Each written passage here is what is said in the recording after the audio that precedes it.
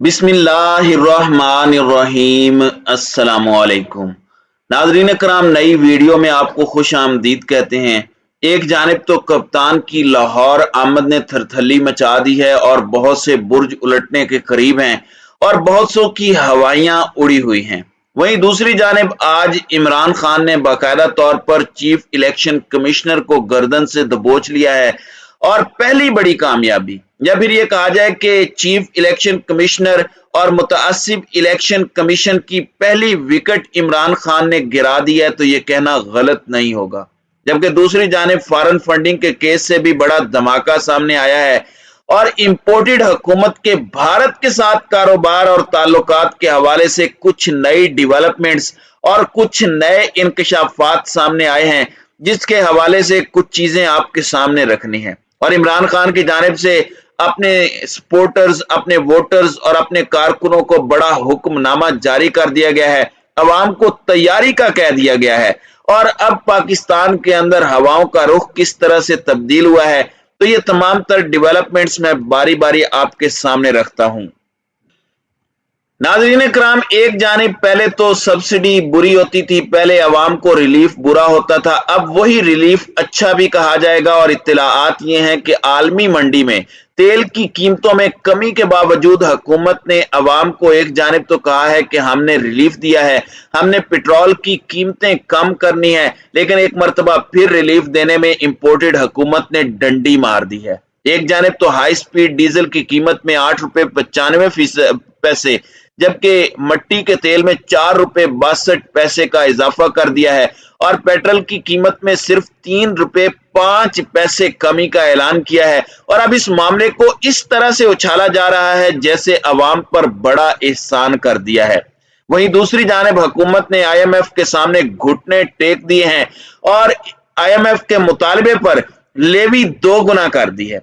Petrol पर levy 10 रुपए से बढ़ाकर 20 रुपए, डीजल पर 5 रुपए से बढ़ाकर 10 रुपए, मट्टी के तेल पर 5 से बढ़ाकर 10, जबकि लाइट डीजल पर भी 5 से 10 रुपए कर दी गई है। तो ये अवाम का तमाशा लगा रहे हैं, अवाम का मजाक उड़ाया जा रहा है। ये इतने नाअहल लोग हैं, अगर इनको थोड़ा भी अवाम का ख्याल होता तो मुल्क के साथ ऐसा ना करते। सिर्फ अपनी सियासत बचाने के लिए, सिर्फ 1 नवंबर की तैनाती से डर कर, खौफ से कि इमरान खान 2/3 अक्सरियत ना ले ले, हमारी चोरियां ना पकड़ी जाएं, इन्होंने ऐसा किया। लेकिन वो अब वापस आ रहा है।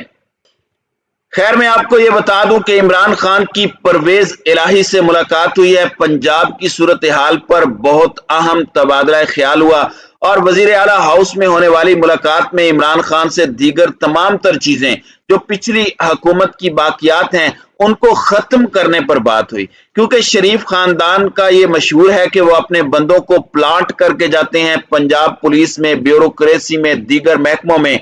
इसी तरह एक और खबर सामने आई है जिसने वफाकी हुकूमत के ऐवानों में थरथली मचा दी है।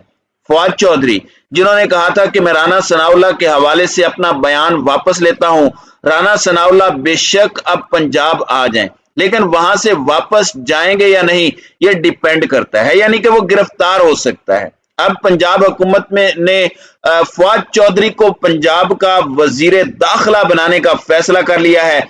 पाकिस्तान तहरीक इंसाफ के चेयरमैन इमरान खान ने इस सारे मामले में पंजाब की काबीना से इस नाम पर मुशावरत की है। तो फवाद चौधरी का फील्ड में जाना और फिर वजीर दाखिला पंजाब का ओहदा संभालना, ये बहुत बड़े खतरे की घंटी है इस वक्त उन सब चोरों और डाकुओं के लिए।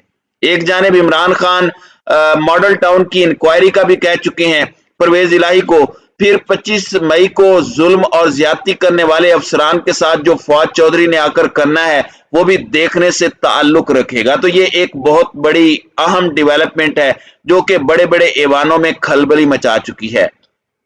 फिर एक और बड़ी अहम डेवलपमेंट सामने आई है। मैंने आपको बताया था कि इस वक्त हाल यही है पाकिस्तान के मसाइल का कि सियासी इस्तेकाम आए और वो इलेक्शन के जरिए आ सकता है।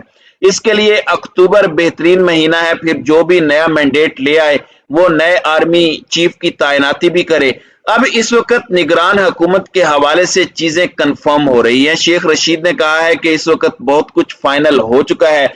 इमरान खान भी अग्री हैं कि अगर फ्री एंड फेयर इलेक्शन होते हैं तो वो मिसाक मईशत पर साइन करेंगे जो पाकिस्तान की डूबती हुई कश्ती को संभाला दे सके, क्योंकि इस वक्त इंपोर्टेड हुकूमत रियासत को बिल्कुल साइड लाइन करके सियासत बचाने पर लगी हुई है। तो इस वक्त जो कुछ ये कर रहे हैं, अल्लाह ना करे खाकम बदाहन, मेरे मुंह में खाक, अगर पाकिस्तान ना रहा तो फिर कौन सियासत करेगा।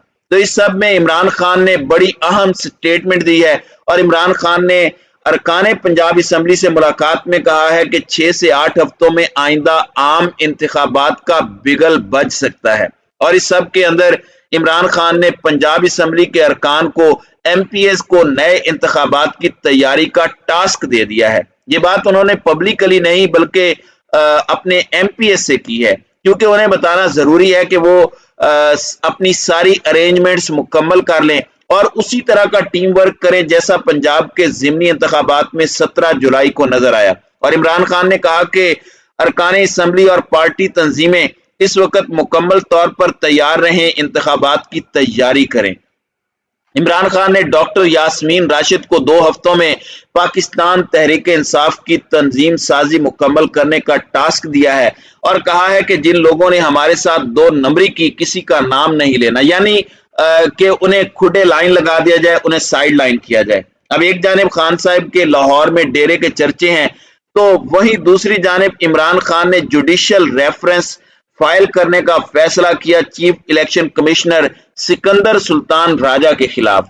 इसके बाद अब एक और अहम फैसला कि पंजाब असम्बली और KP के असम्बली में इन पर अदम एतमाद की तहरीक लाई जाए। अब ये अपडेट आई है कि पंजाब असम्बली जो 12 करोड़ अवाम के सूबे के रिप्रेजेंटेटिव हैं, उन्होंने ये करारदाद मंजूर कर ली है चीफ इलेक्शन कमिश्नर के खिलाफ। और करारदाद हुकूमती रुकन सैयद अब्बास शाह ने पेश की, जिसे अरकान ने मुतफिका तौर पर मंजूर किया। करारदाद में चीफ इलेक्शन कमिश्नर से मुस्ताफी होने का मुतालबा किया गया है और इस सब में चीफ इलेक्शन कमिश्नर के पास अब कोई अखलाकी जवाज नहीं रहा।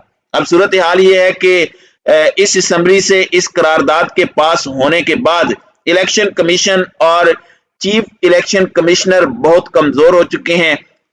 इस कदर कमजोर वो इससे पहले कभी नहीं हुए। तो कप्तान ने अब बाकायदा तौर पर चीफ इलेक्शन कमिश्नर को इस वक्त दबोच लिया है, ये कहना गलत नहीं होगा। नाज़रीन इकराम, अब इस सब में एक और स्कैंडल सामने आया है और पाकिस्तान तहरीक इंसाफ के रहनुमा शहबाज गिल साबिक वजीर आजम शाहिद खाकान अब्बासी की मुबैना माली स्कैंडल, करप्शन का स्कैंडल सामने लाए हैं और उन्होंने कहा कि इन्होंने वजीर होते हुए भारतीय कंपनी से पैसे लिए हैं। इन्होंने कहा कि शाहिद खाकान अब्बासी भारतीय कंपनी से कंसल्टेंसी फीस लेते रहे। जब नैब ने उनसे इस रकम से मुतालिक पूछा कि यह रकम कहां से आई है, तो उन्होंने कहा कि कर्जा लिया है, लेकिन ट्रांजैक्शंस देखने पर मालूम हुआ कि कंसल्टेंसी की फीस ली है इन्होंने अपनी सर्विसेज इंडियन कंपनी को दी हैं। अब इस सब के अंदर कौन सी कंसल्टेंसी थी जो भारत से आपको 14 करोड़ रुपए मिल रहे थे और जनवरी 2017 तक वजीर पेट्रोलियम के ओहदे पर आप बरकरार रहे और इस दौरान लीगी रहनुमा को 3 TTs आई जिनके जरिए 14 करोड़ रुपए मौसूल हुए। जो पैसा मुंतकिल हुआ उसकी तमाम रसीदें भी मौजूद हैं। तो ये एक बहुत बड़ा स्कैंडल है। देखें, हमारे लिए बैरून मुल्क एक अलग चीज है और भारत एक बिल्कुल मुख्तलिफ चीज है। अगर भारत से कुछ ऐसा होता है तो वो बड़ा इंपॉर्टेंट है। इसमें शहबाज गिल ने मुतालबा किया कि शाहिद खाकान अब्बासी और मैं अपना अकाउंट पब्लिक करते हैं, मालूम हो जाएगा कि किसको कहां से पैसा आया। पेट्रोलियम के वजीर रहे और गैस बनाने वाली कंपनी से रिश्वत लेते रहे। रिश्वत का नाम कंसल्टेंसी फीस रखा हुआ था, यानी कि भारतीय कंपनी से रिश्वत का इल्जाम। ये एक बहुत बड़ा पेंडोरा बॉक्स है और अब बात निकलेगी तो फिर ये बहुत दूर तलक जा सकती है।